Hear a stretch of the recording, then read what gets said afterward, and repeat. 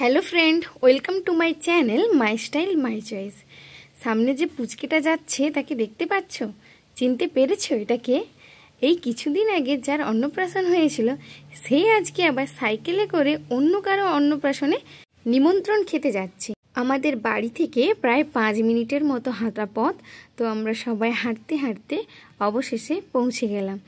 তো সামনেই দেখো বড় করে গেট সাজানো আছে, লাইটিং করা, কিন্তু এটা রাতের বেলা হলে ভালো লাগতো, কিন্তু অন্নপ্রাশন তো দিনের বেলাই হয়। রাস্তাতে দেখো অনেক লোকই যাচ্ছে, তো গোটা রাস্তাটাই লাইটিং করা ছিল। আর এই যে মন্দিরটা দেখতে পেলে, এটা হলো আমাদের গ্রামের শীতলা মন্দির। তো এই রাস্তা ধরে আমরা হাঁটতে হাঁটতে অবশেষে পৌঁছে গেলাম মেন গেটে। গেটের সামনে দেখো লেখা আছে রেণুকার অন্নপ্রাশন। তো সামনে তার ছবি দিয়ে ভালো করে সাজানো রয়েছে, আর পুরোটাই লাইটিং করা ছিল। যেহেতু দিনের বেলা, তাই জন্য আমরা ঠিক বোঝাতে পারিনি কতটা সুন্দর লাইটিং করা ছিল।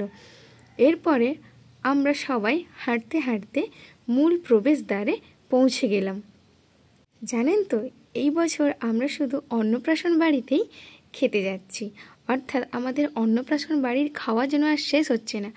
প্রতি মাসেই একটা করে অন্নপ্রাশন বাড়ি। তো যাই হোক, এরপরে দেখো আমরা হাঁটতে হাঁটতে অবশেষে পৌঁছে গেলাম। আর আমাদের এই অন্নপ্রাশন বাড়ির ব্লগ কেমন লাগলো কমেন্ট করে জানাতে ভুলো না। আচ্ছা বলো তো, তোমাদের কাদের কাদের গ্রাম ভালো লাগে বা গ্রাম্য পরিবেশ ভালো লাগে?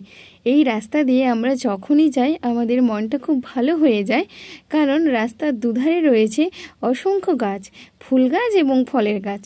যাই হোক, কথা বলতে বলতে আমরা অবশেষে মেইন গেট সেটার মধ্যে প্রবেশ করলাম।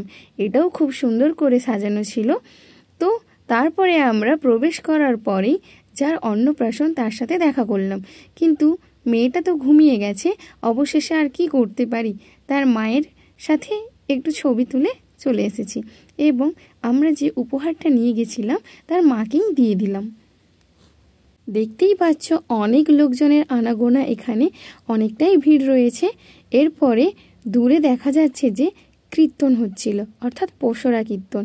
স্টেজের মধ্যে দাঁড়িয়ে রয়েছে মা দুর্গা তার সাঙ্গপাঙ্গকে নিয়ে।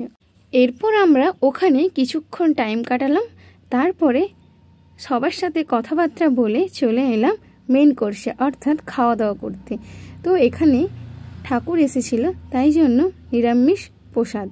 তো প্রথমেই প্রসাদ, তারপরে স্যালাড, বেগুনি, ফ্রাইড রাইস, পনির, তার সাথে আলু ভাজা, লেবু, ভাত, ছেচকি, আর ঘ্যান্ট, আর কচুর পটলের তরকারি, আর নর্মালি চাটনি, পাঁপড়, পায়েস, মিষ্টি। সবশেষে আইসক্রিম তো থাকতেই হবে।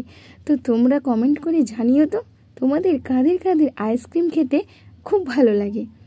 তো এইভাবে আমরা ওই অন্নপ্রাশনটা খুব ভালো করে কাটালাম। তারপরে বাড়ি ফেরার পথে দেখছি যে আরও অনেকে আসছে। অনেক অনেক ধন্যবাদ সবাই।